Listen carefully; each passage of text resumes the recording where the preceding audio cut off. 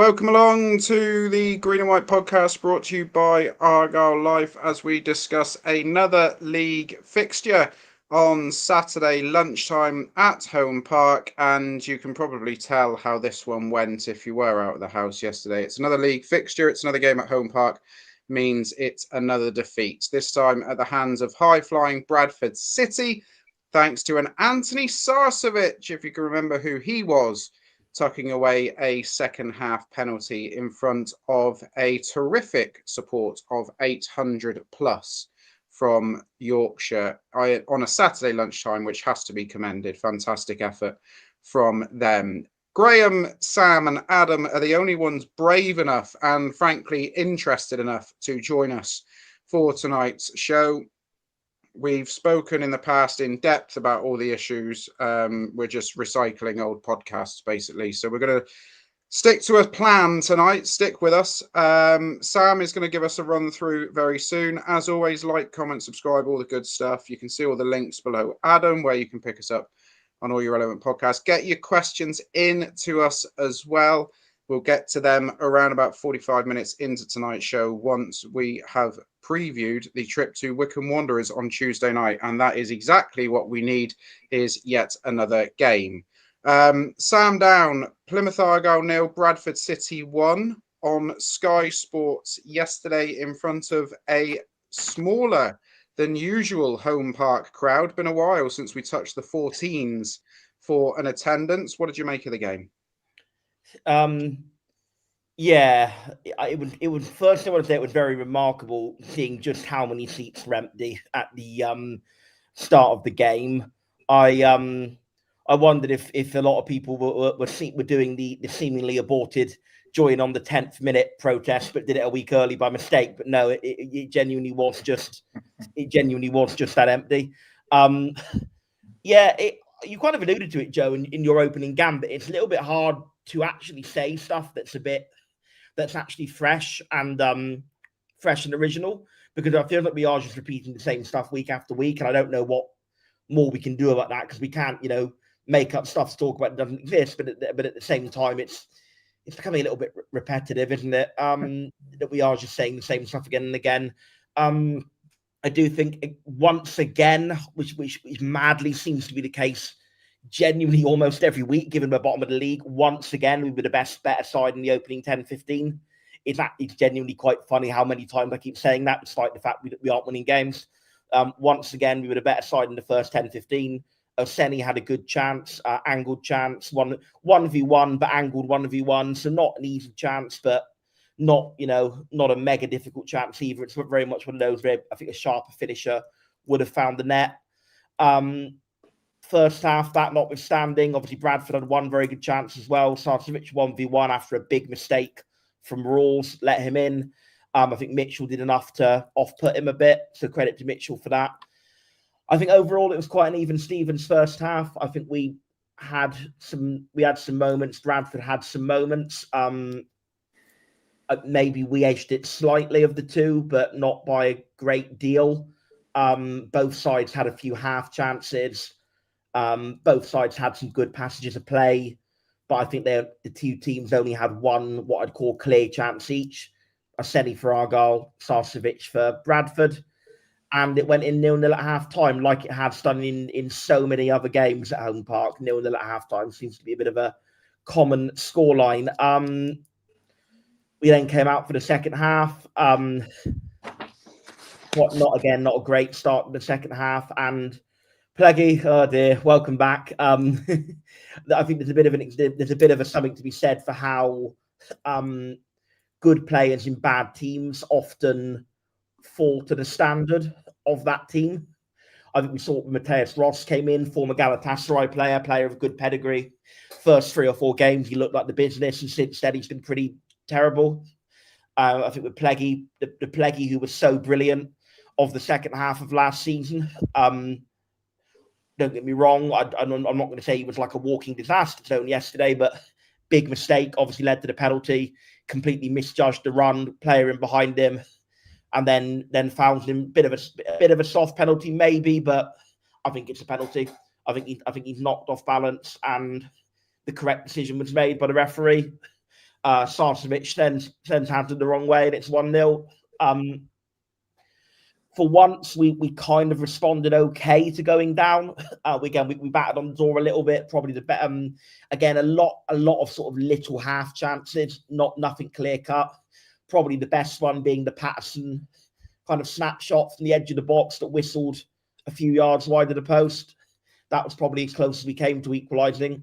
But overall, yeah, quite dull. And I think, unfortunately, although we did initially respond quite well to going behind, we had a good 10-15 minute spell where we were getting on top of Bradford a bit. I feel the last 10-15, kind of, 80 minutes onwards plus extra time, yeah, absolutely nothing. And that's really what the minimum you should be doing as a home team 1-0 down in the 80th minute and beyond. You should, even if you don't score, you should expect to be really knocking on the door. You should expect to have that side, encamped in their own half. And they just found it easy. They just found it far too easy. Bradford, we were just tapping it around the back. And I've always said, I'm not going to go back at it. Tapping around the back is fine if it's with a purpose to open them up. What we were so often doing, is tapping it around the back, trying to find an opening, getting frustrated, getting fed up, and then just lumping it down the pitch. And that just didn't work at all. Comment came up on the screen from regular commenter Ollie saying that Amici was brought on and played 70-80% in our own half as like a centre-back. Yeah, absolutely.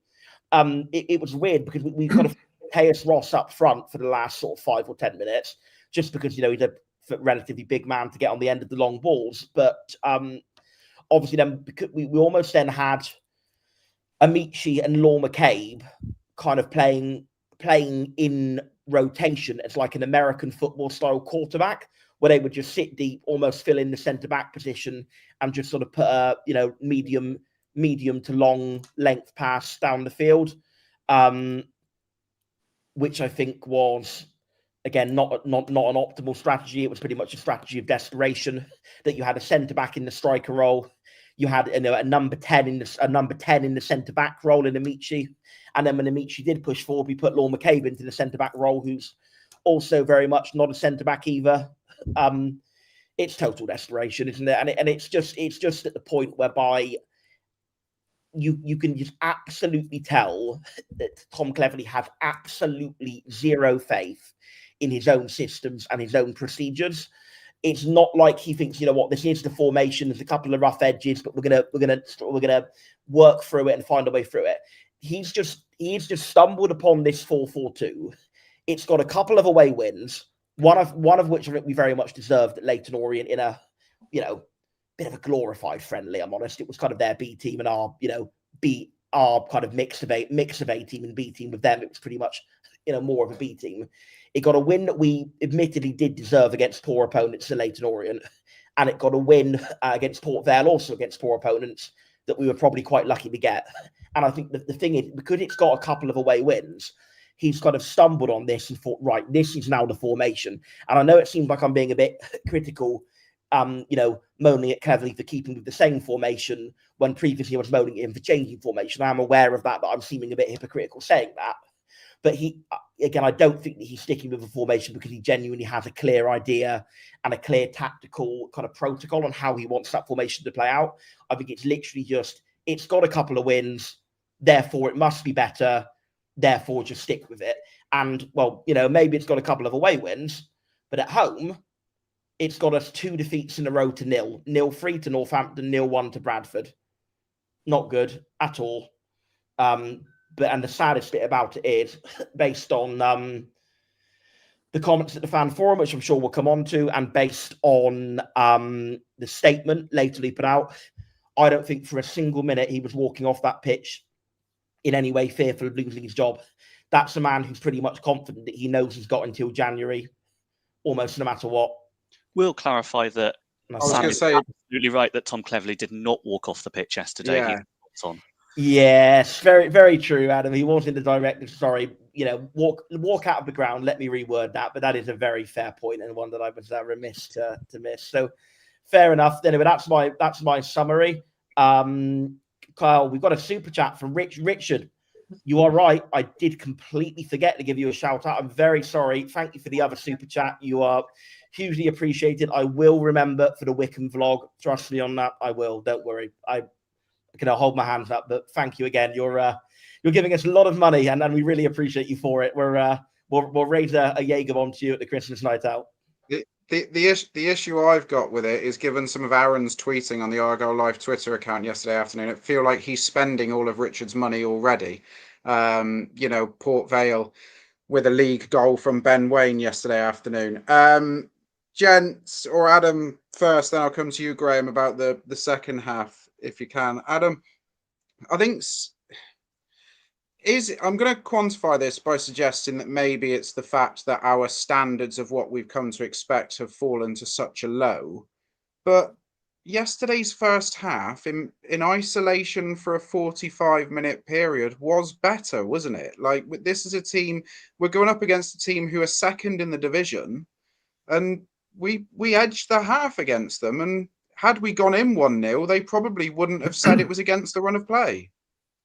No, they wouldn't. And I think, maybe it is a case that our standards have fallen. But I think we can look at this entirely in isolation and say that we were a bit unfortunate, because there was Jamie Patterson's goal that wasn't in the first half that I'm reasonably informed should have stood, and that could obviously have changed things for the better. And aside from that, we did have the better chances.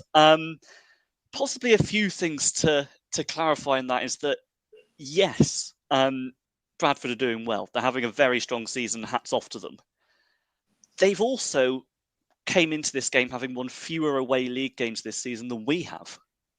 So they're certainly not unbeatable by any stretch of the imagination. Anybody with our budget... Their form's built on their home form, really, isn't it? Very much so. Very much so. Yeah, they do not travel particularly well at all. Those were the days when your form's built on your home form, eh? Really was. Yeah, Bradford won 17 home games last season, which is tremendous, and still 3 less than we managed under... Anyway, so we went on, No, you're right. It's 3 there. We won 20, didn't we, in the title season? That's madness. Yeah. Well played. Carrying on. I think, yes. So to go back to the initial question, it was unfortunate in many ways. And I do think if we went in at halftime leading the game, we probably deserved it. But ultimately, this team and this group of players hasn't earned the right to say we're unfortunate based on what we've seen in the past few weeks and months. They say we were in the top 6 at this time, as an example, and we turned up to this game. We lost it in those circumstances where we were perhaps the better side for the start. We had a goal incorrectly ruled out. We ended up conceding a penalty that's at the very least debatable. I do think it probably is one, but I think we could, to quote or misquote a commonly used cliche, you've seen them not given, shall we say. So it's a bit unlucky to have it all go against us, but this is where we are. Ultimately, the narrative now is we've come out of a game where, even when we've played decently in certain parts of it, I don't think we particularly looked like scoring, aside from the moment that was ruled out. I mean, we still had no opt-to-define big chances in that game. For all the huffing, we didn't really do anything in a creative sense, which I think the formation and its flaws come into play with that, as I think Sam has already mentioned. And it's just ended up being the latest, as you mentioned at the start, Joe, in a long line of home defeats for Plymouth Argyle, which we're now very used to. And it doesn't feel like it's ending anytime soon. When you can come out of a game against a team that have won 2 league away games all season, and we're in December, and say, well, at least we were slightly the better side in the first half, and still lost. What else can you say? What else can be said that hasn't been said already? To be fair, Adam, a little adjudication. You're talking about all the games we're losing at home. I quote our supreme leader just a few weeks ago: every team enjoys playing at home. Those are his words. I'm not twisting them. Those are Tom Cleverley's words. Yeah. We went in at halftime, Graham, at 0-0. For the second home game in 7 days, we went into a league home game at 0-0, knowing that we are one goal away from getting out of the relegation zone, which, as a confidence boost more than anything, is going to be huge for everybody. And Sam sort of alluded to the fact that perhaps the writing was on the wall within those first sort of 5, 6, 7 minutes, just like they were last week, where we started a bit sluggishly. We'll come on to the penalty in a minute, but just focus, if you can, on your second half analysis with the reaction to the penalty, because, you know, your stat is now what? 12 games, 13 games where the opposition have scored first, and we've lost all 12, 13, however many it is. Well, yeah. How did you think we reacted yesterday compared to most weeks? To be honest, I think we showed more faith than Sam is demonstrating with his very admirable haircut after the goal. And Sam, can I congratulate you on getting 100,000 views for getting your haircut? That is Thank impressive. You should probably be congratulating Jax, the barber, who is, I'm sure, profiting handsomely from the TikTok. But fair play to him, he did a fantastic job. So shout out, Jax, if you're listening. And for one horrible moment, I thought Barry from EastEnders was making a guest appearance. But anyway, serious stuff. Truthfully, as soon as the penalty was given and scored, I knew we wouldn't win. I knew we wouldn't recover. And in fact, we played really poorly. The substitutions, Amici and McCabe in particular, I think Amici was scared of getting injured. He was tentative, doesn't cover it. And personally, and somebody's made this comment already, where is Tegan Finn? Why isn't Tegan Finn in the matchday squad at least? He's the sort of player, yes, he's young, but he has the ability to unlock. He has the ability to do something different. And I just don't understand when his family persuaded him to sign the contract so he could get some games for Argyle and make a name for himself. He's not playing. So I'll just make that point. It goes on. We all know as soon as we concede, game's over. Mm-hmm.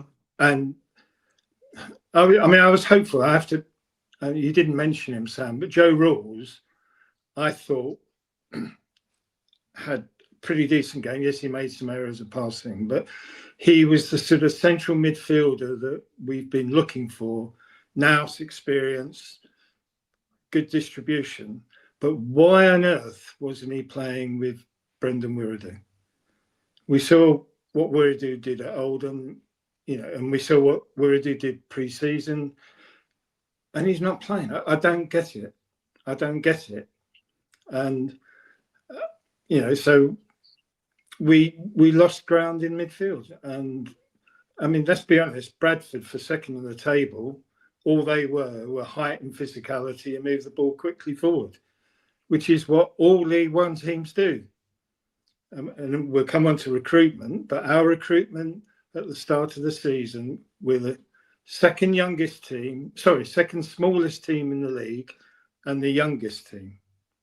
When you're facing seasoned League One teams with height and physicality, and game after game after game, we're second best. And I just don't understand how on earth we've arrived at this point. I don't understand it at all.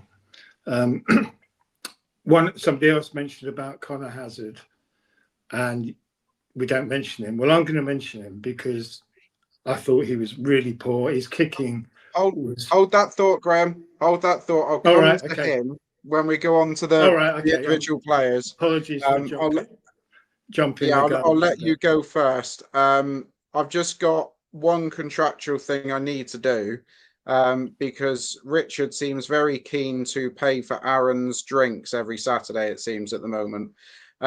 Because he sent in not just one super chat, not just two super chats, but now a third super chat already tonight. He's already given £5. He's now given £10 by saying it was a mixed bag for him yesterday with Swansea winning and Arsenal losing.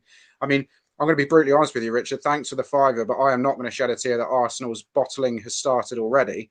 And then he sent another £5 saying the penalty shouldn't have been a penalty and Sam is better with longer hair. So there we go. Maybe we need to get a poll started.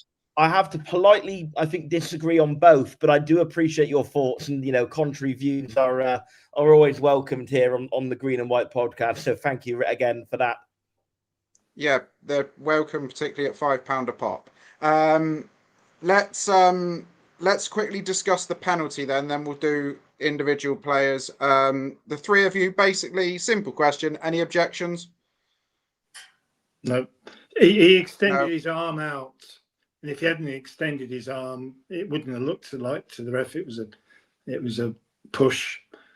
Why an experienced pro defender did that, I don't know. That was the point I was going to make, is that the referee is looking at it from the edge of the box. Pleggy and Stephen Humphreys are running side on to him. All the referee sees is Humphreys running at speed. Pleggy puts his hand into his back, and then Pleggy makes the fatal mistake of extending and locking out his elbow. Yep. Now, whether or not he's actually in contact with the back at that point is irrelevant. He's locked the elbow. Humphreys has gone to ground. Whether Tom Cleverley likes it or not, that is, the referee is right to think that's a foul. If it's at the other end and Tom Cleverley was on the touchline, Tom Cleverley is getting sent off for moaning that is not a penalty for Plymouth Argyle. With his disciplinary record this season, he would have at least got a yellow card for his remonstrations. So I don't have any complaints. I think it's naive from Pleggy. Perhaps that is down to the lack of game time or what have you, but I think for Tom Cleverley to come out in his post-match interview and say, I'm not one for making excuses, and then essentially blame everything on the refereeing decisions from yesterday's game is crazy. I hope Mick Jones tells him, because you can't keep phoning him up after the game and Sunday when he just complain about decisions.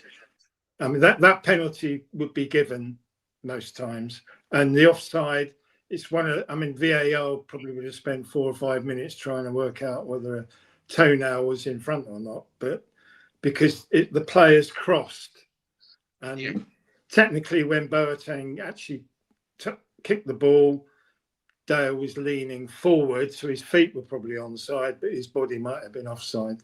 I was going to say, from the angle on Sky Sports, it looks like Dale comes from behind the defender to get into contact with the ball. It didn't look right when the ball was played across. No, I mean, I was reasonably. I was over in the lower Mayflower, and I was not too far away. I thought it was offside straight away, and I might be wrong, but I think the ref actually blew the whistle before Patterson put the ball in the net. But anyway, it wasn't given. Right. Yeah, it was a very subdued celebration from most people around who'd already had the whistle go. So that is whether it's on or not, I think that's a fair point. That who knows what might have happened if play wasn't on.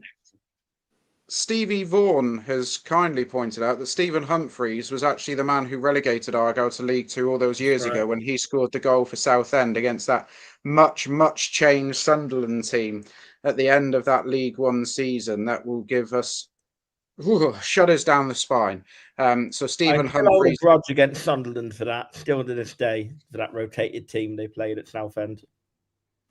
I don't hold a grudge against Sunderland, but each to their own, Sam. Let's talk about a player each then. Graham, you've already name dropped yours, so I'll let you go first. Good or bad player from the game? Well, actually, I was going to speak favourably about Joe Rawls, but having dropped you in it with Connor Hazard, I'll go back. We saw on Tuesday how Luca's distribution was first class. And Connor Hazard's distribution is anything but. He's very left-sided, very rarely kicks the ball with his right. And I don't know if anybody saw the incident at the end of the game when him and Such had a bit of a set to, because Connor, because he hits it on a curve with his left foot, it always bends out. And I'm struggling to make a case for his retention. Yes, I know Luca dropped the ball at Bristol Rovers, but he did look competent and confident, and I just sense that the defence seemed more secure with him behind them, and certainly our attacking play, his ability to hit that ball left or right footed to a player on the touchline or over the back four if they pushed up is something that Connor can't do. Absolutely. I'm going to pause again. This is almost like an advert break now. I'm beginning to wonder, actually, Richard, can you just comment in the chat whether you're money laundering? I don't know what's going on. There's another £5 been sent to Argyle Life, and he wants to know, Adam, I'll come to you on this because you strike me as more the reality TV type out of the four of us. Is Angry Ginge winning I'm a Celebrity tonight? Wow, wrong assumption, Joe, because I've not watched a second. However, yes, he is. I'm glad to have been able to clear that one up. Absolutely. There you go. That's what £5 gets you here on the Green and White podcast. He's the bookie's favourite, isn't he? I know that much. Yeah, well, anybody who's got that amount of social media following, it doesn't really surprise me. Adam, why don't we come to you next? You're still unmuted. Player, good or bad from yesterday's game? I'm going to have to, I think, talk about Ballymumba. And I'm going to have to be perhaps as concerned as I've ever been. Because I think there is a lot you can say for Mumba that mitigates the season that he's having. He's barely been playing in his correct position. I lost count, frankly, of the amount of times that I can come on this and say, Ballymumba is a left wing back. What are we doing playing anybody but Ballymumba in that position? I get it. He's had his, he doesn't seem to me like he's in the right frame of mind. He's gone through these last couple of years at Argyle as a permanent player, signed as a magnificent prospect after a brilliant season at this level. And he's gone through an awful lot in these 2 years where the team has just been pretty dreadful for at least 75% of the time he's been here after his loan spell. So I get it's not all on him, but at some point, he's got to accept some personal responsibility. He's got to show the talent we know he has, no matter where he's playing on the pitch, and deliver at a level that we know he's delivered at in the past. Because recently, these last few performances, they've not even been close to good enough to start regularly at this level. And to be honest, I felt that yesterday was probably the worst of the lot. In terms of where he's been played. He contested 19 duels in total, both aerial and ground, 19 duels in the game. He won 4. 4 out of 19 duels he's won. It's not even close to good enough. Now, that's not because he's not playing at left wing back. That's not because of what's happened in the last 2 years. That's because he hasn't been good enough. He hasn't been good enough to win those duels. He's not applying himself in those duels. I see a player right now who honestly would rather be anywhere else but Plymouth Argyle. And do you know what? I get it. I look at the 3 people on the screen with me at the moment. I imagine we'd also rather support anybody else than Plymouth Argyle at this moment in time. So I get why he'd want to be. He doesn't want to be around, but the fact of the matter, he is around. He is contracted. He's contracted for another 1.5 years, and he needs to pull his finger out now. He needs to start delivering and showing us that talent and the reason why we spent the money on him in the first. 1 million to sign him initially looked an absolute bargain. Would we get £1 million if we sold him tomorrow? I highly doubt it. And that's, as I say, for a variety of factors, not all his fault, but some of them are. Come on, Bally, pick yourself up and show us what you can do. Hindsight's a wonderful thing. Summer of 2023-24, £1 million for Ballymumba or £1 million for Finn Azaz. Anyway, Graham, you were going to say. Who did Stephen Schumacher choose? He chose Ballymumba. And which head of recruitment was at the game yesterday? I did see this. Just saying. There is another reason, to be fair, but who was he scouting? He's just about to become a father, I believe, and his partner still lives in Plymouth. So, but having said that, I'm sure he was looking at Barley just to see if there was any improvement in his game. There then. So, If he was looking at anybody in a green shirt, I'd suggest Shuey will be asking about his priorities. Anyway, you were going to say about Barley Mumba, Graham. yeah, I agree with everything that Adam says. I mean, it just goes round in circles. Every time he gets the ball, he turns around in circles. How many times has he passed the telling pass? How many times in a flowing move has he been the part that stopped it because he's got caught on the ball or he slipped over? Or how many times? You know, he's a lovely guy, great character, big smile, all of that. But his performances, and that's being, he's probably one of the higher paid members of the team. They don't. I can't see why he's playing. I can't at the moment. He's not. Has he had a shot that's on target? I can't remember. He should have scored last week. Yeah. I mean, he's had chances. Maybe the confidence would come flowing back. I mean, just remember his goal against Huddersfield, first game of the check. When we just think of that and think of him now.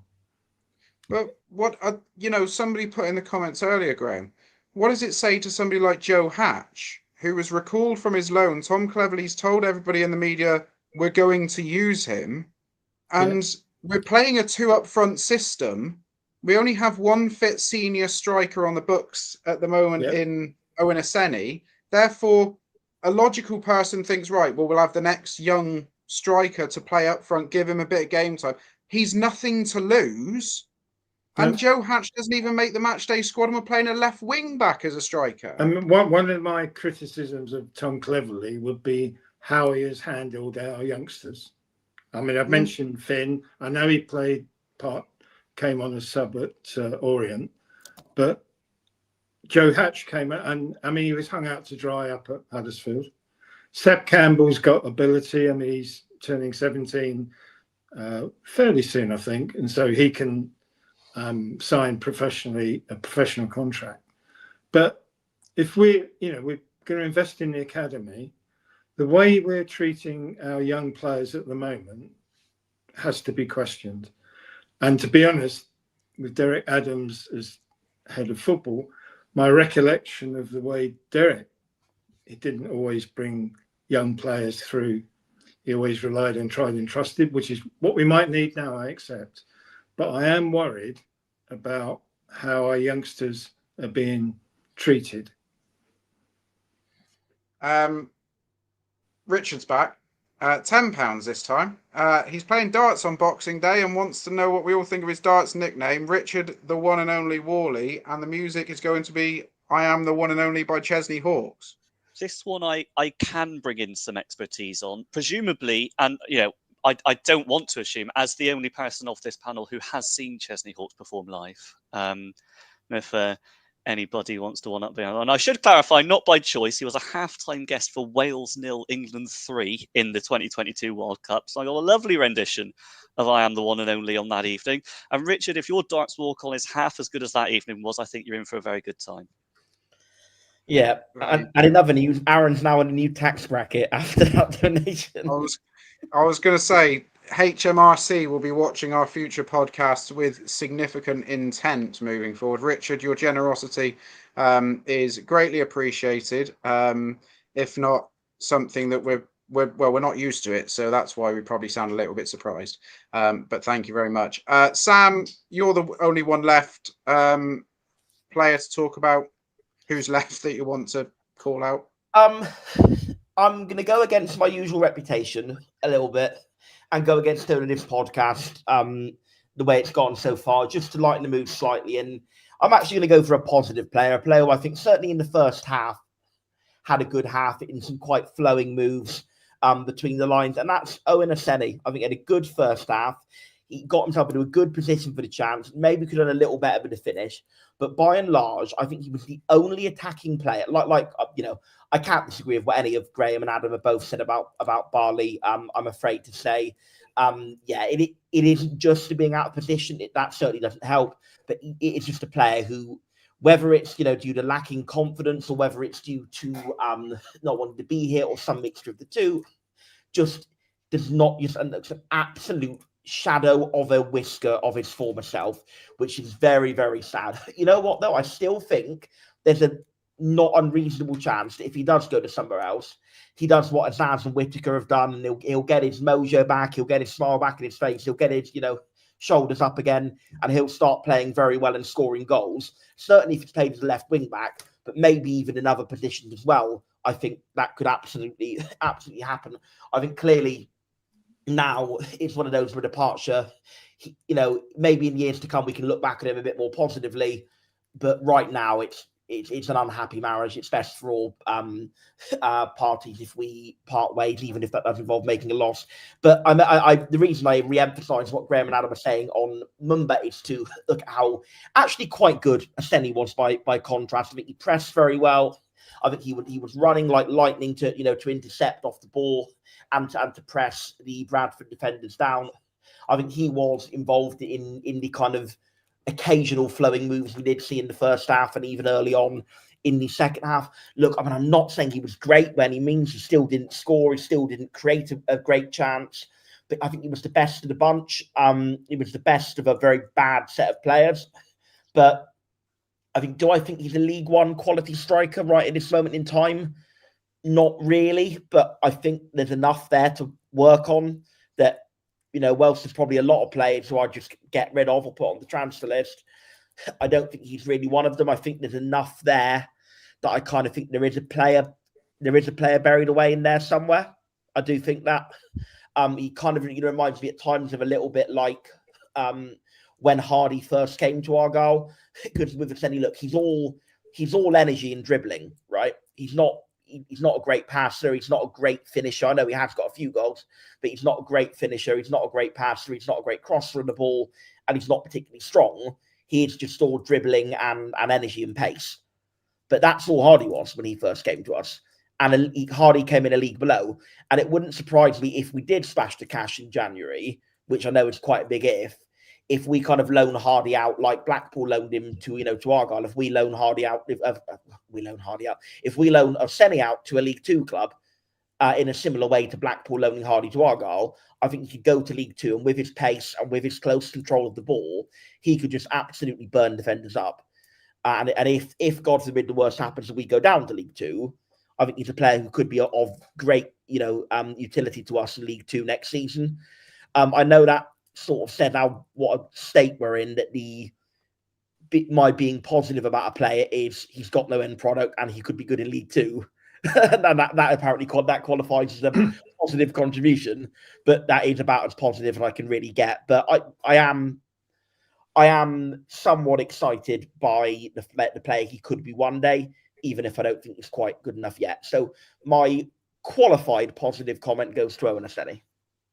Yeah, see, I'm glad you mentioned it, because I was going to, if you took somebody else, that I look at Antoni and I just think to myself, somewhere in there, you can see the vision, can't you? You can. With the right coaching, with the right arm around the shoulder, somewhere in there is I'm not going to say the word a gem, but there is a good player who can absolutely have a future in the Football League. He's got all the ingredients there, just needs to all come together. He reminds me a little bit of Zach Rudden, if you can remember him. When he came here, he was so raw and, like running before he could walk almost as a Football League striker.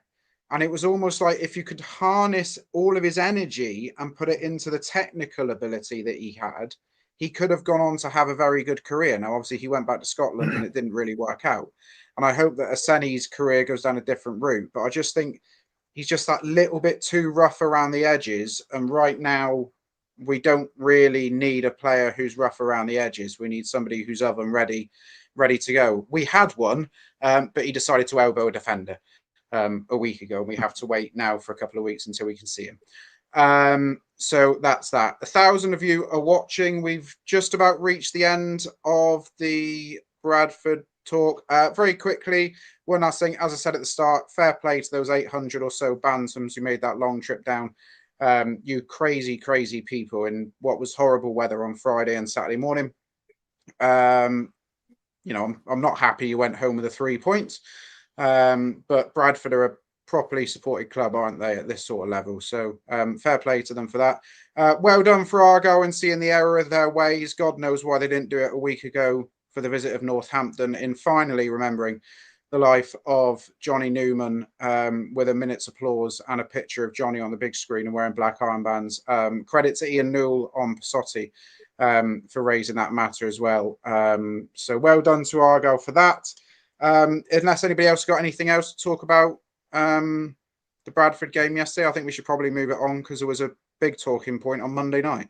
Yeah, Joe, I'd just like to make one point because everybody's got head in hands. It's never been worse than it is now, but it has. 8 years ago, we were, I had to go check, after 18 games, we'd won 3, drawn 5, lost 10, we had 14 points and we were 23rd, same position. So we have been worse because we're 2 points worse off, although we were 2 points worse off 8 years ago. And under Derek Adams, he managed to get I mean, I don't recall all the outrage 8 years ago.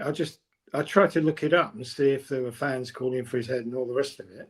But James Brent had just given him a vote of confidence. Simon Hallett had taken over as chairman, and we were second bottom, worse than we are now. And yet, by Christmas, we were out of the relegation place. And the gap between 23rd and 20th was 4 points, not 1 point. So we were worse off. Can any of you remember how it was that 8 years ago? Was it as crowd reaction as bad as it is now? I suppose the only thing I would rebuke that with, Graham, is that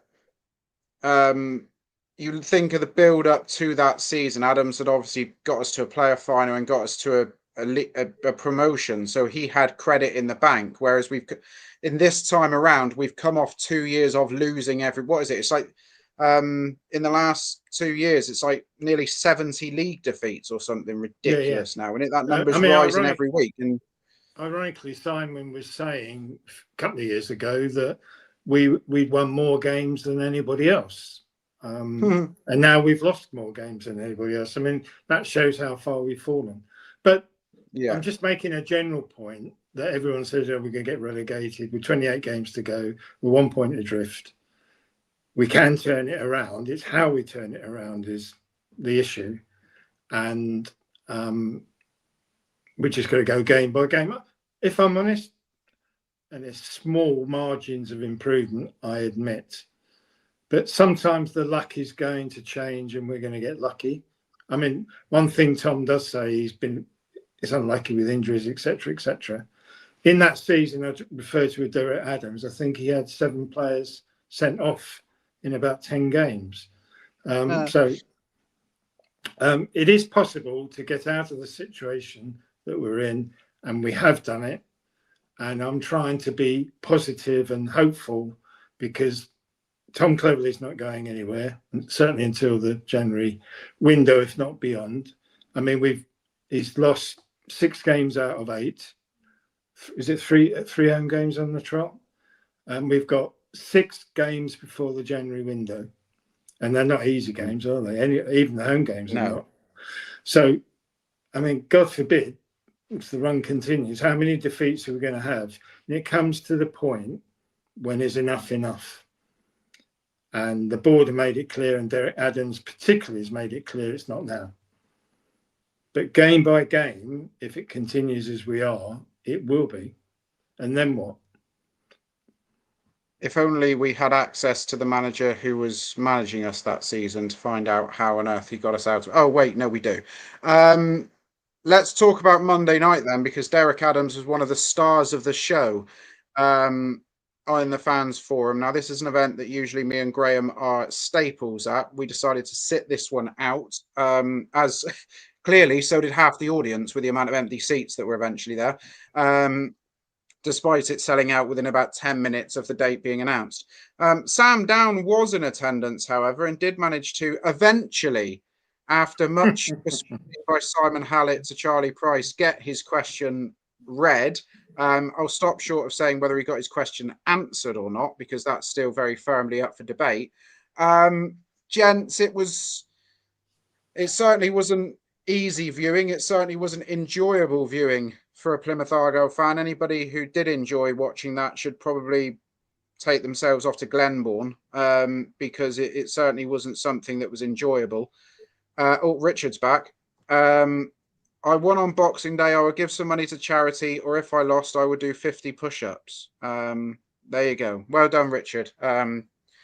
We're not the charity. He's talking about his darts event on Boxing Day. So best of luck to Richard. Any money that can get raised for charity is always welcomed by all of us here at the Green and White Podcast. I mean, who wants to start? I mean, it was just snippet after snippet after snippet. Almost every talking point was one that needed to be spoken about. I don't think the Folkestone Park argument really needed to be brought back up. We've had enough fans forums about that. But it ended essentially almost like every Top Gear episode, and on that bombshell. The finances are perilous, as Mr. Clark warned us would be the case a week ago here. Don't know about you, the alarm bells are starting to ring for me. Should I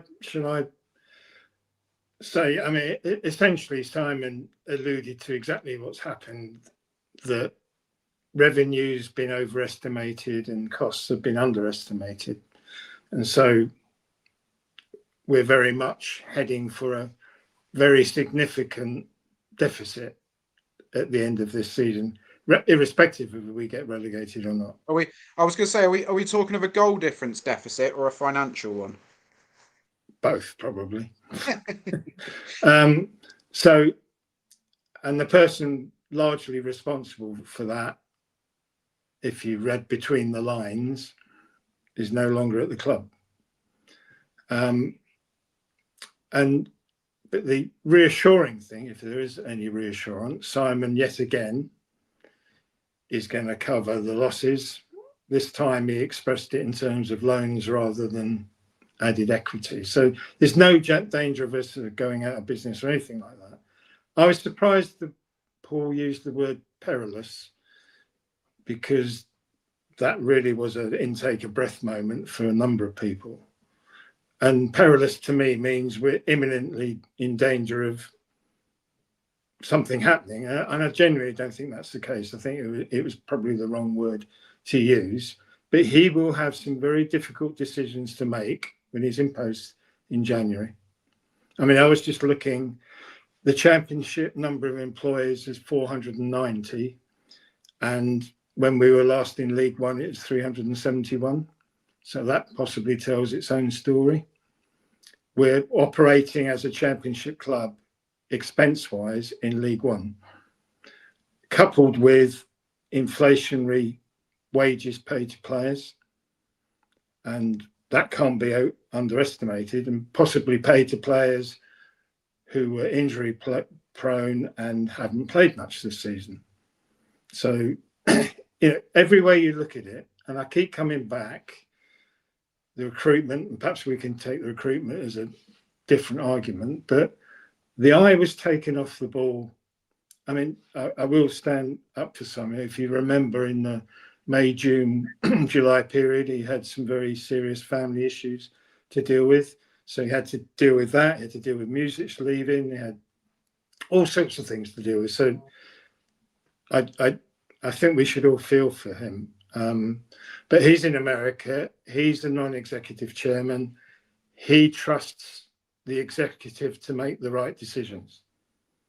So who were the executive who's made the recruitment decisions? We had a head of recruitment that was recommended by a consultant sporting director who we never saw. We don't know if he even crossed in the border of Plymouth City. I don't know. Did anybody ever see him at Home Park? He was at the Coventry game for the 3-1 win.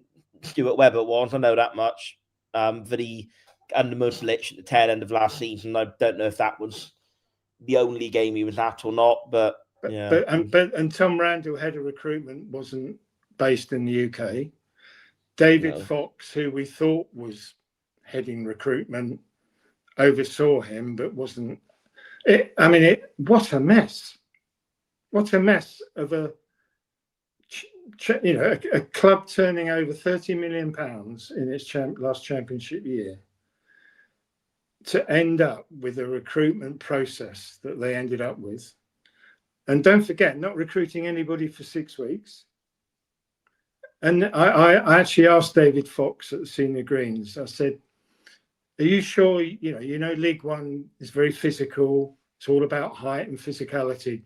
Do you think you've recruited for that? He said, yes. And I couldn't believe it. He hasn't. They didn't. We're all fans. We know what League One's like. It hasn't really changed from when we were last in League One. And we got the 101 points because added to the physicality and height, we had some ability and flair. And that's what got us the promotion. But this time, it's been a complete and utter disaster. And I have, spoken to Simon about it. And I don't think he's very happy. But, they've got to roll their sleeves up. We've got January coming. They brought Derek in. I thought Derek was brought in, first of all, to make an assessment of Tom Cleverley, which he has. And to our perhaps surprise, is given even more fuller backing than the board would have given him, to be fair. And that's some achievement. Well, yeah. And we joked about it, Joe, didn't we, on Thursday, about Tom even looks at the videos of his training. And we're going, what? Yeah. If you're in the training pitch, you know how your players have performed. You don't need to look at it again on videos. Are we paralysis by analysis? That's what worries me. And then we find out, just finally, that Tom Cleverley doesn't report to Derek Adams. He reports to Paul Byrne. And that's a weird one. That's not... Yeah. If you go back to the Shuey era, and Sam will support this, we had Shuey, Jimmy Dickinson, Neil Dewsnip, the three of them working together all the time, day after day, and they were as one. And all right, Andrew Parkinson signed off the signings, but now we've got Derek doing it on his own. Yeah, the triangle is broken. Adam, I actually don't know your opinion of the forum on Monday night, so I'll let you go before we find out how good the ambience was from Sam. What did you think of Monday night and what stood out for you? So I imagine this isn't going to come as a surprise, that I was worried by a lot of what I heard. I do just want, before I go into that, though, to say I'm glad we had the forum, and I'm glad we have that line of communication. We're not going to agree with what's said a lot of the time, and I certainly don't agree with a lot of what's said now, but this transparency is important. So I do hope we get more of these in the coming months, and I'm glad we had the chairman's chat published, albeit 3 months later than it was perhaps supposed to be. But hey, better late than never. So glad we had the forum. In terms of what was said, there's a couple of things that really stick out, and well, that haven't been mentioned already. The finances being an obvious one. I think Graham's done a very good job of explaining what's gone on there, and yeah, I think mess is very much the word I'd use. I just want to go on to the point of that's kind of being used to defend the board's position at the moment, being at least they've admitted to their mistakes. Now, I will tell anyone who will listen to me for more than 5 minutes that I did a law degree once. That was nice. Never used it. But the one principle I remember from that is called res ipsa loquitur, which in effect translates to the things gone so wrong, so obviously, that clearly somebody has been negligent here. And I think that's the case at Argyle at the moment. We were a mid-table club barely a year ago in the Championship. We're now at the bottom of League One. Of course something's gone wrong here. To go into that and not admit to mistakes would be even more stupid. So of course they've had to say that. And I don't really think you deserve any credit for doing so, because it's obvious that you've made them. And to double down on that, I think when you look at these mistakes that have clearly been made, we all know them. In any walk of life, in any job that you do, mistakes become far, far less of a problem if you learn from them. And it feels like we've done the exact opposite of that. It was poignant, actually, that this came just about a year to the day, or a year to the weekend anyway, that we lost that game at Bristol City 4-0, and pretty much everybody present recognised that Wayne Rooney needed to be sacked. And Simon Hallett came out in a fans forum a couple of days later and said that he wasn't going to do that. That was clearly an error, and it clearly cost us. And we're just repeating those mistakes again. You can't get credit for admitting to obvious mistakes if you show you haven't learned from them, because we clearly haven't. And the one more thing I will say on that, it possibly is going to overlap with Sam, because there was an answer to a question that Sam actually raised on the night that I want to delve into a bit more, where Simon Hallett was asked about his comments after the Preston home game in 2024, the first Preston home game in 2024, when it became apparent to all of us that Ian Foster needed to go. And those comments appeared in a Plymouth Live or Herald interview that he's contrarian, he won't do things that the other people think, and it's going to make him dig his heels in more. To paraphrase, I think Graham had the direct quote last week before we went into the forum. So we know the one that we're talking about. And I look at the answer that he gave, where he said, yes, he is still contrarian because he doesn't agree with following herd misconceptions, which is fair enough in its own right, provided, of course, that what you're talking about are misconceptions. And these aren't at all. Ian Foster should have been sacked after Preston. There's not a misconception, it's a fact. And thank God it happened eventually. Wayne Rooney needs to be sacked after Bristol City and was never in a position to hold a head coach position. Not a misconception, a fact. And that time we acted too late. Tom Cleverley is not fit to hold the head coach position at this football club any longer. It's not a misconception, it's a fact. Why are we waiting?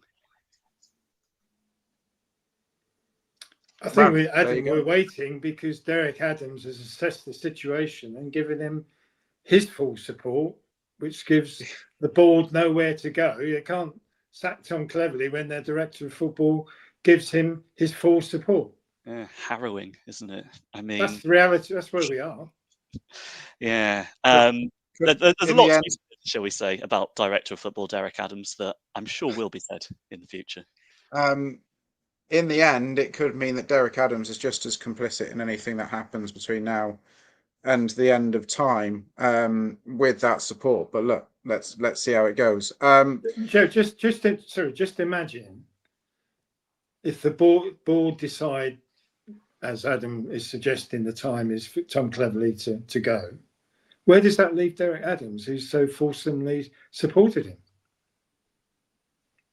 Well, that's if Derek Adams believed what he was saying. If he believed what was coming out of his own mouth, then it leaves him in a pretty much untenable position. But if he didn't believe what he was saying...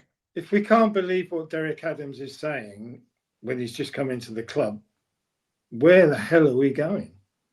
Well, yeah, I mean, but that's the overall question. That's the overall question, unfortunately, that by the end of Monday night, a lot of people were still asking. I'm not sure any doubts or worries of anybody were solved on Monday night. Sam Down was there. I think if it wasn't for Simon's intervention, you probably would never have got your question asked, Sam, to be perfectly honest with you. He's clearly a fan of A Life of Pi because, he's prompting you to get your moment, and you got it twice. How did you enjoy the evening? Yeah, regarding coming back to me, Charlie did specifically say, put your hand up if you feel you asked anything that wasn't answered properly. And I actually had to, because I asked something that was not at all answered properly. Not by Simon, to be clear. He did answer my question, albeit quite briefly, before somebody made a comment that really wound him up, and I think then he had to kind of take. Do you know what that 5. comment was, Sam? We couldn't make it out. Do you know what Yeah, it it was when he said, it was when I asked him about, do you still believe that you need to be, in your own words, a bit contrarian? He basically started to say, yes, I do believe that. And somebody shouted out, well, we've not got much hope then, which, bit of a puerile interjection. I don't know if it was quite worthy of the level of, anger it got from Simon, but, maybe he misheard it. And to be fair, the same bloke was heckling all night. So I can understand how it would have had a bit of an effect of getting on his nerves, So I understand that. But he did answer the question, maybe not in as much detail as he maybe would have done if not for that interjection, but he did answer the question. The question I asked that was not answered, and I think still wasn't even the second time, was the one with Eric Adams, where I said, can you point out one particular thing on the field? Forget about him being a good bloke, because we can all be good blokes, can't we? Forget about him being qualified, because in this day and age, who hasn't got a pro license really in League One? So forget about him being a good bloke. Forget about him being qualified. What have you actually seen in terms of coaching that's had a tangible impact on an in-game scenario? Can you even give me one example? And he couldn't. He did not give me one example. He sort of said, well, he sort of ummed and ahed and sort of tried blaming the squad. And then he sort of said, well, hypothetically, there are little things you notice, like it might, for example, be a short corner. Well, okay, it might be a short corner or it is a short corner. Which one, Derek? Because it doesn't really make it very clear which particular short corner. And ironically, at Orient that Tuesday night after, we took more short corners in that game than we probably had all season. I would be being big-headed if I, tried claiming credit for that. But there was a little bit of the back of my mind thinking, if we score from a short corner now after that reply, it's going to be very amusing. But we didn't. My thoughts on the overall thing, it was it was not a very nice evening. It was almost descended on a bit of a shambles at times, with people shouting over each other and people talking amongst themselves while the questions were being answered. And look, I'm certainly not going to sit here and tell my fellow Argyle fans not to be angry, because I spend a lot of my time on Sunday nights and on YouTube vlogs on Saturdays being very angry. But I do feel that some of the audience participation got a bit over the line, because I do think that having turned up and having peppered them with these questions, by all means do pepper them with questions. You have also got to give them a chance to answer them, which I think not everybody there really did. But there we go. That's a minor thing. It's not worthy of dwelling on. As to the kind of content of it, I think Paul Byrne largely spoke pretty well. That kind of perilous comment has grabbed the headlines. I think Derek Adams was quite combustious. I think you could tell from the start he was annoyed at some of the questions, and I think Simon was maybe quite annoyed at one or two of the questions as well. But I do think they won the room back a little bit more towards the end of the evening. The heckling had started to die down a little bit as the evening went on. Bigger picture stuff, I am going to go a little bit further than Adam in my praise for the honesty, because I feel the specificity, that word specificness of the honesty was admirable. But I almost feel that they went too far with that, because there was a lot of self-flagellation about how terrible our recruitment had been, about how terrible our squad was, about pretty much all bar saying it word for word, what a rubbish bunch of players we had. And look, as I said to Simon and Derek directly, you're certainly not going to find me disagreeing that our recruitment has been poor this summer. And that for whatever reason, having a top 6 budget has not in any way translated to having a top 6 team. But at the same time, I certainly don't think it's a bottom 2 team either. We have the league's top goal scorer. We have Barley Mumba, who was one of the best players in the 101-point team. We had, Wiradoo, who was Fleetwood's player of the season. We had Caleb Watts, who was Exeter's player of the season. We had Jamie Patterson, who has been a very good player in the Championship, albeit his legs are maybe going a bit now. We have Joe Rawls, who has been a very good player in the Championship. for quite a long time. Joe Edwards, who was also one of the better players in the 101-point team. Cornel Such, who has played at quite a high level in Europe. Mateus Ross has played for Galatasaray. Brendan Galloway has played to a good level in the Championship and was also part of the 101-point team. You know, this is not a bunch of absolute League Two plodders. It's not a great squad, and there's certainly some areas like, you know, backup strikers that are very, very weak areas. But at the same time, it's not a woeful squad at all.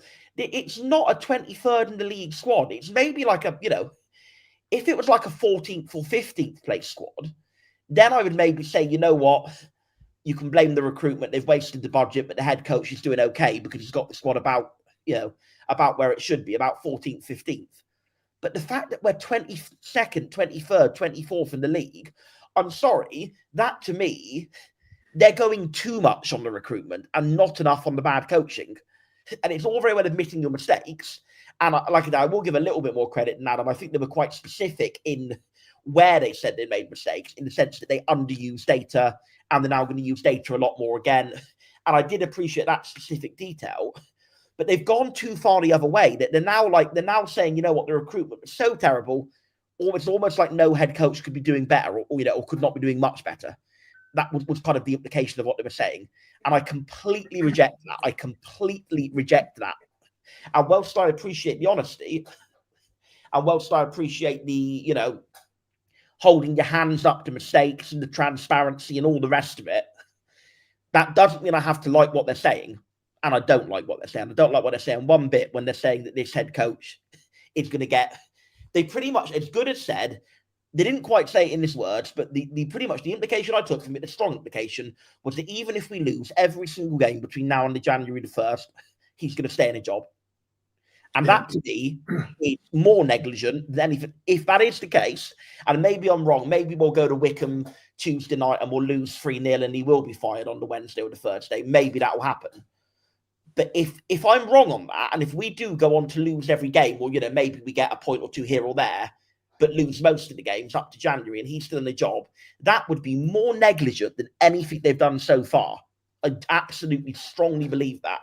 So I think you have to draw a bit of a line. Yes, credit to them for the honesty, but does that mean I like what they're saying? No, I don't. Not one bit of it, quite frankly. And I'm sorry.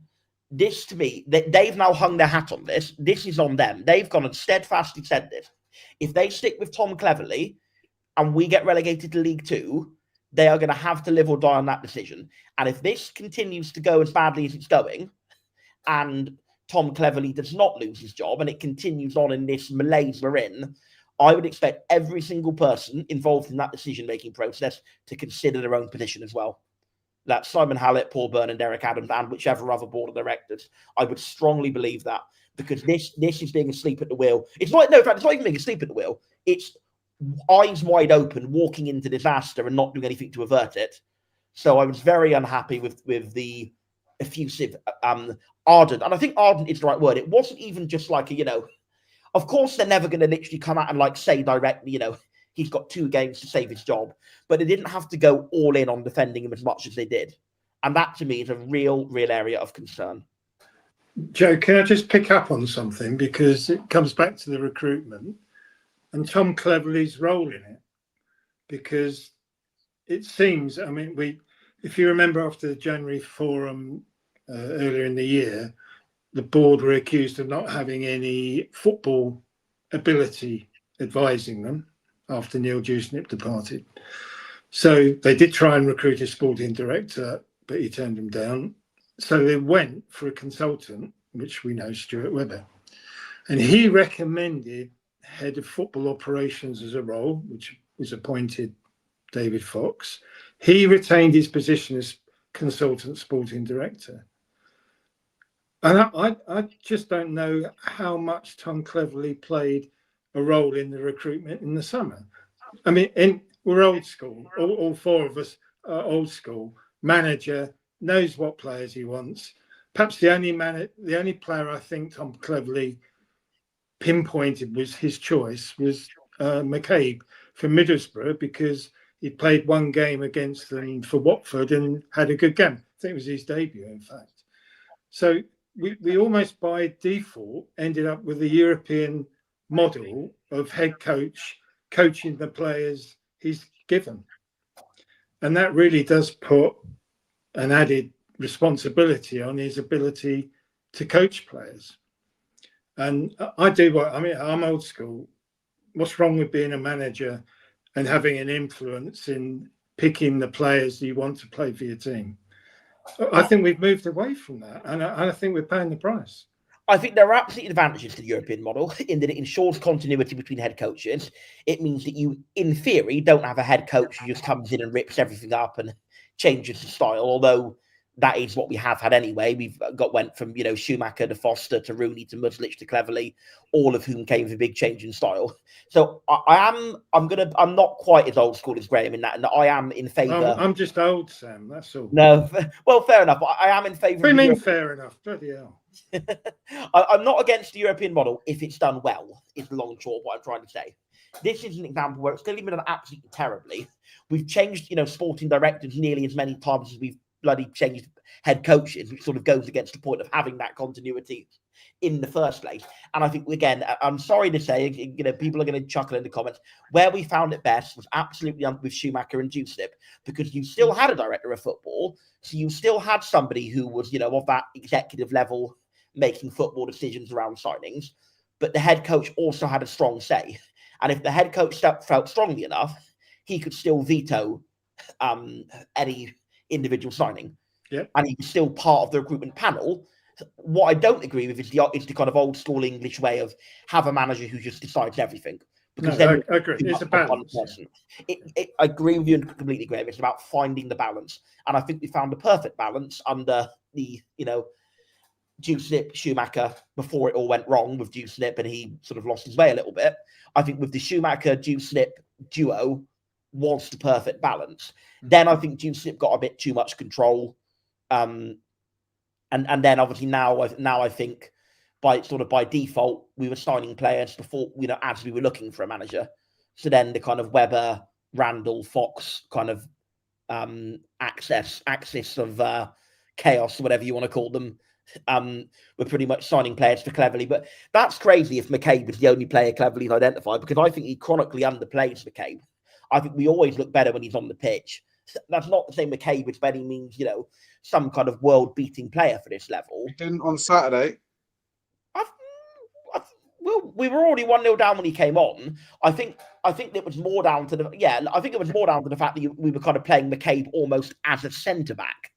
It's maybe why he wasn't great. But I think Law McCabe is a player of talent who absolutely will go on to play at a much higher level than League One and do so to great effect.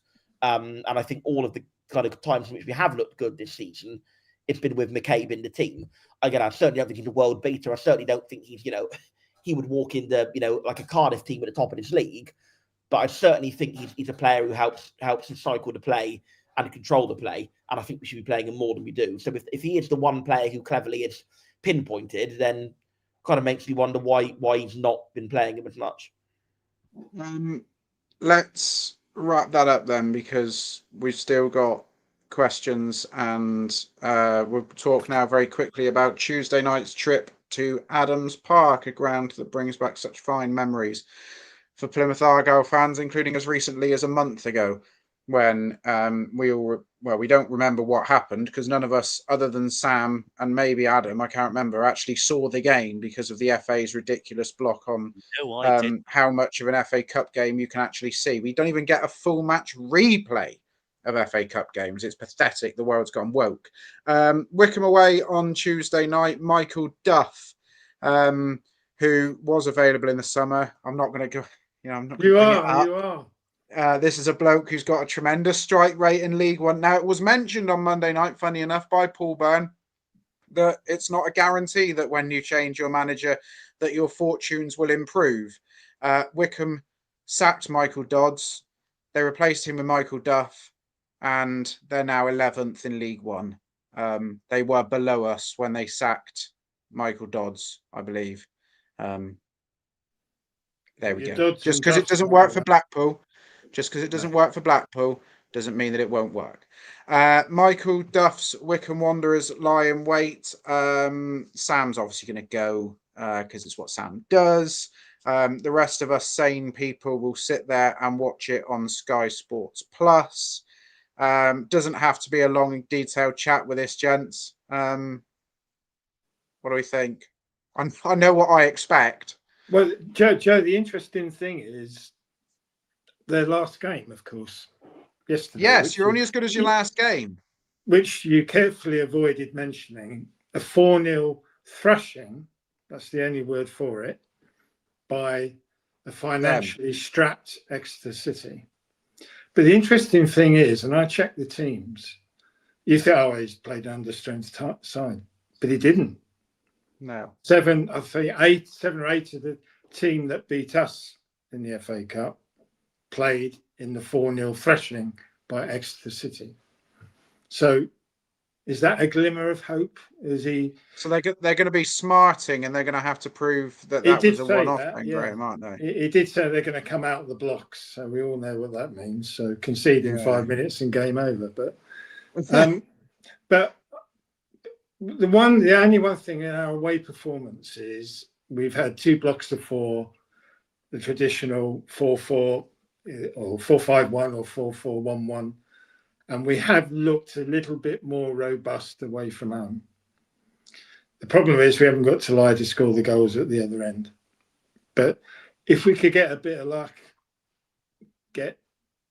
nick a goal early and hang on, we might get something out of the game, because something's got to turn. And, you know, we all think, another defeat. But Argyle have this exceptional habit of, when the expectation is high, they fail to deliver. And when the expectation is low, they surprise you and do something. This just might be one of those games. Adjudication, Graham, you said something has to turn. Something is turning, the fan base. Adam and Sam, do you have anything else you want to add? I mean, I don't want to devote...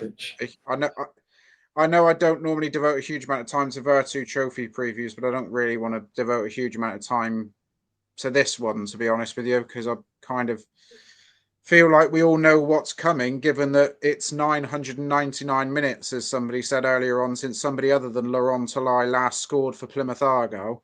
What do we expect? Yeah, something to nil. The 27th of September, wasn't it, Sam? That someone Burton. It was Pepple at Burton. Goal. Yeah. Coincidentally, that is also the last day that Wycombe Wanderers lost a league game. So that's encouraging. You know, it's written in the stars. It's got to be right. Yeah. Don't go in with a great deal of confidence, to be honest. I'd imagine it'll be pretty tight for the reasons that have already been suggested. But I think right now they're just better coached than we are, so probably win the game. Sam, anything to add that's going to keep me awake? I mean, I said before the Sunderland game last season that if we won at Sunderland, I'd do the podcast in drag. We nearly won at Sunderland, but we didn't, so I didn't do it in drag.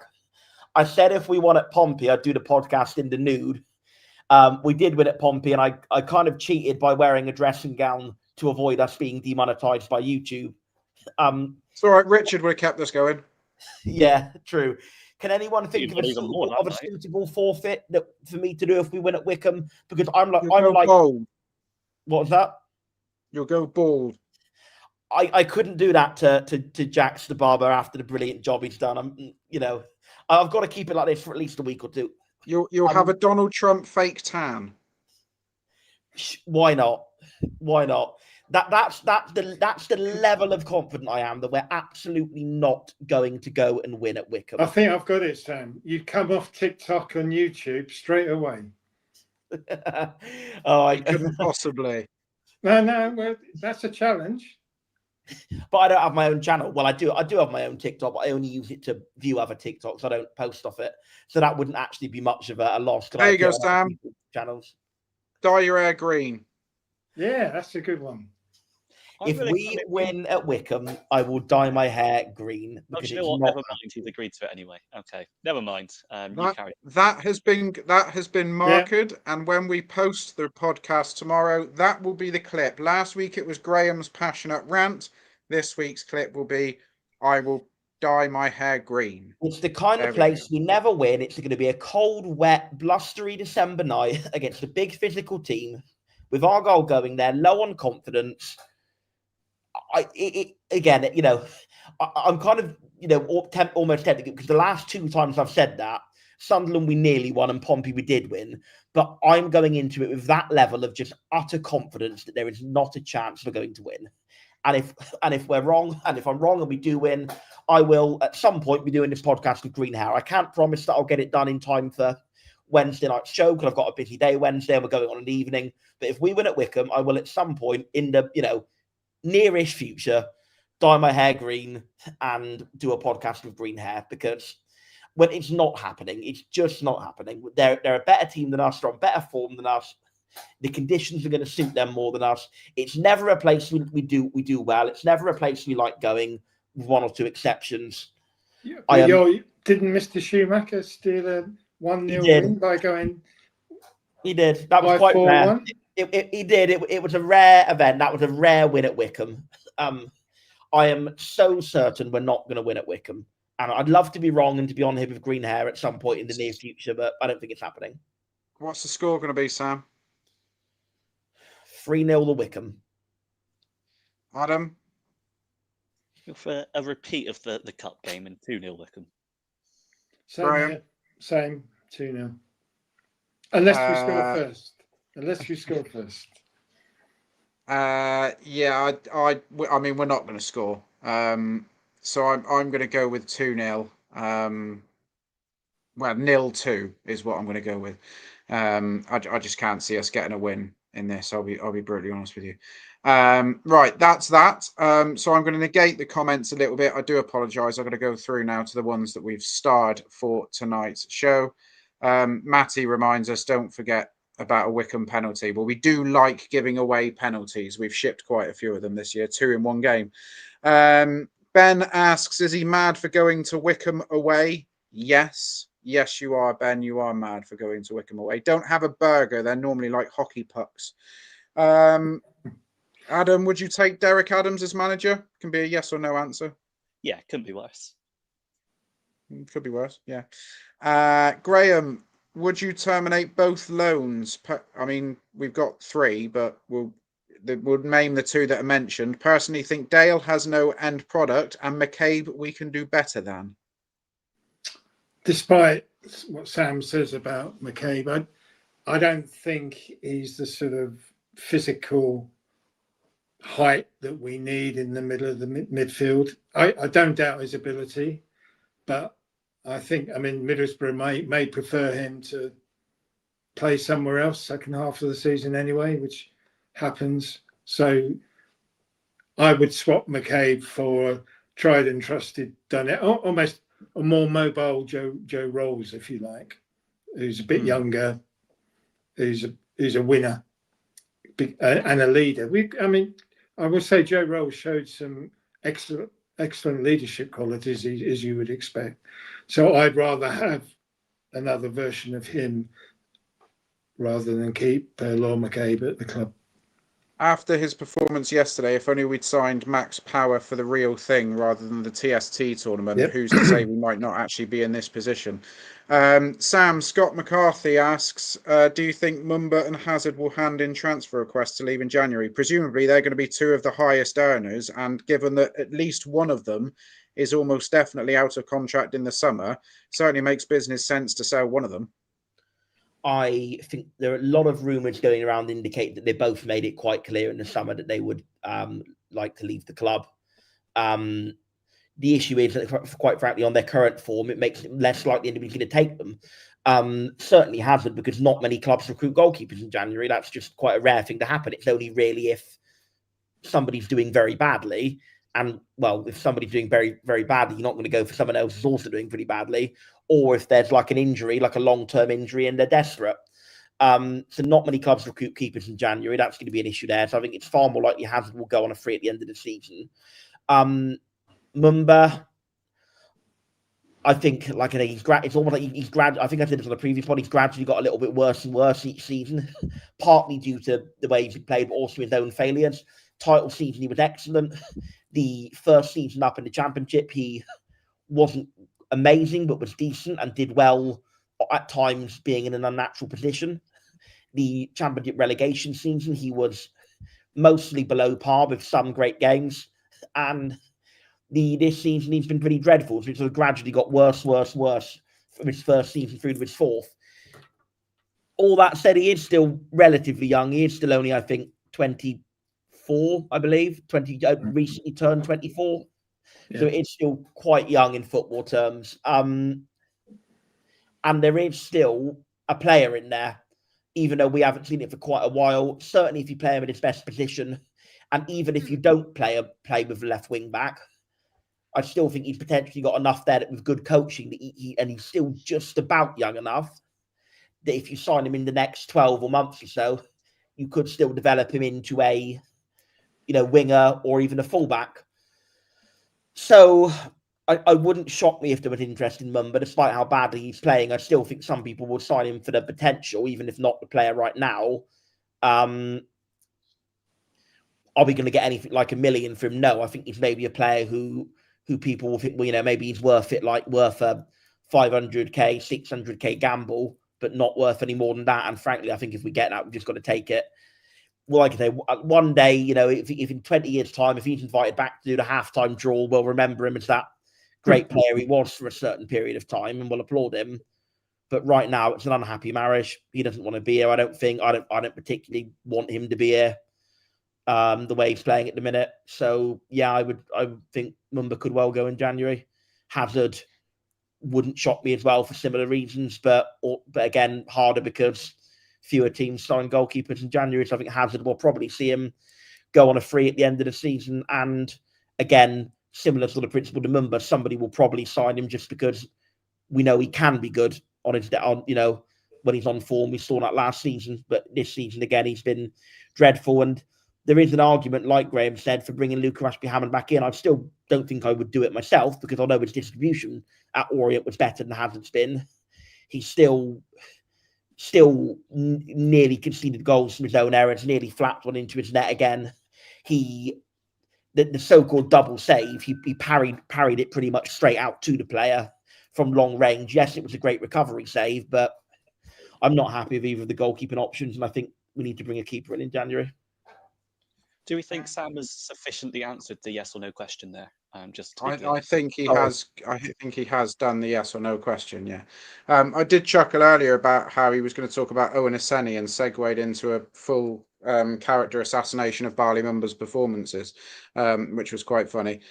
Sam, whilst you're unmuted, I feel like this is something I should come to you about. I'm going to use Tom Kirk's question to ask you a question. Which ages badly? Tom Cleverley saying in the presser, when we are drawing or winning, we look a better team. Or Brendan McCullum leading into this test match, I actually think we over-prepared. Oh, that don't know. Don't actually get me started on that. Because what, I think the Cleverley one I'm more sympathetic to, but I think he genuinely somehow in his delusion believes that. I think that's just rage bait from McCullum, and I'm not going to engage with it. No, we're not going to start up an Argyle Life Ashes podcast because it would probably actually last longer than most of Ben Duckett and Zach Crawley's innings. Let's end on a positive note, shall we? And Justa Jana pointed out that earlier on this afternoon, away at #United, Marie Hurahan's women's side extended that undefeated streak in all competitions to 16 games. Game was level 1-1 at half-time. Argo came back to win it 2-1. They announced a signing earlier on today as well. Phoebe Hampson, the midfielder, has joined the team. And I've just took a look at the league table. And some good news for Marie Hurahan's side is that Watford, who are just above them in second place, got beat today, 3-2 by Lewis. Now, Bournemouth, who are top, They were 8-0 winners away at the league's bottom side, Billericay. But there are now just 2 points between Argyle in third and Bournemouth at the top. Bournemouth do have a game in hand, and Argyle are now also only 2 points behind Watford and are comfortably clear of Real Bedford. So that's a really, really positive Sunday for Marie's side. And we play Watford just after the New Year, I think. Yeah, I think Bradford that's coming home. up soon, isn't it? So, and they've also got the away FA Cup game at Oxford next Sunday. And if they win that, then they could get drawn against one of the Premier women's team or Premiership women's team. Yeah. Yeah.